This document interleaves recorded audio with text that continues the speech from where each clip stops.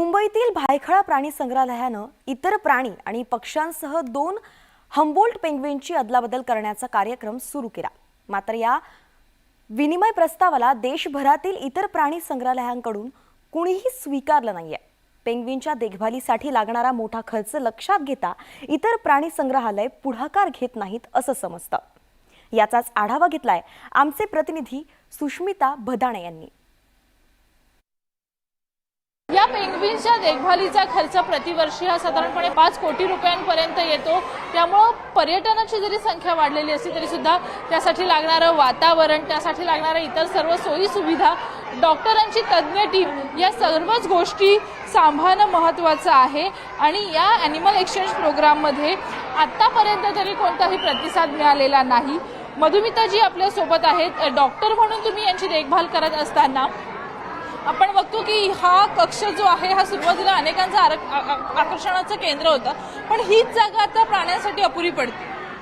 आता अपुरी पडते असं नाहीये। 25 पेंग्विन झाल्यानंतर आम्ही अजून विचार करू शकतो, काही रेनोव्हेशन करू शकतो हे वाढवायला, किंवा तोपर्यंत कोणी एक्सचेंजमध्ये पाहिजे असतील कोणाला तर आम्ही त्यांनाही देऊ शकतो।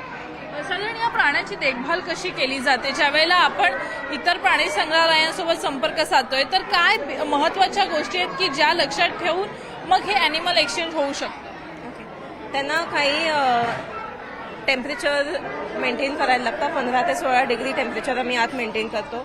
या पेंग्विनना बर्फ नाही लागत, पण आपल्या मुंबईत एवढं गरम असल्यामुळे त्यांना हे टेम्परेचर कंट्रोल्ड एक्झिबिट बनवायला लागतं। बाहेरच्या एअरला एक्सपोज नाही करू शकत, कारण मॉस्किटोज असतात, फंगसेस असतात, व्हायरस, बॅक्टेरिया सगळं असतात। म्हणून जी एअर पण जी एक्झिबिटमध्ये येते ती फिल्टर्ड एअर असते। पाणी त्यांचं असतं ते कंटिन्युअसली फिल्टर्ड असतं। एक्झिबिट बनवलंय पण त्यांच्या नॅचरल हॅबिटॅटसारखं, त्यामुळे हे सगळं मेंटेन करायला खूप हाय मेंटेनन्स आहे। इनिशियल इन्फ्रास्ट्रक्चर आणि जो कॉस्ट आहे हे सेटअप करायला हे खूप जास्त आहे। आणि इवन नंतर सगळे ते एअर हँडलिंग युनिट्स मेंटेन करायचे, त्यांचं डाएट मेंटेन करायचं, पाण्याचं फिल्ट्रेशन मेंटेन करायचं, हे खूप हाय मेंटेनन्स आहे। म्हणून मे बी मला वाटतं की दुसऱ्या झूजना आत्ता अफोर्ड होत नसेल, होपफुली इन फ्युचर तर नसेल। व्हिडिओ जर्नलिस्ट हर्षदसह सुस्मिता भदाणे पाटील, न्यूज 18 लोकमत, मुंबई। महामुंबईमध्ये एक छोटासा ब्रेक घेतोय।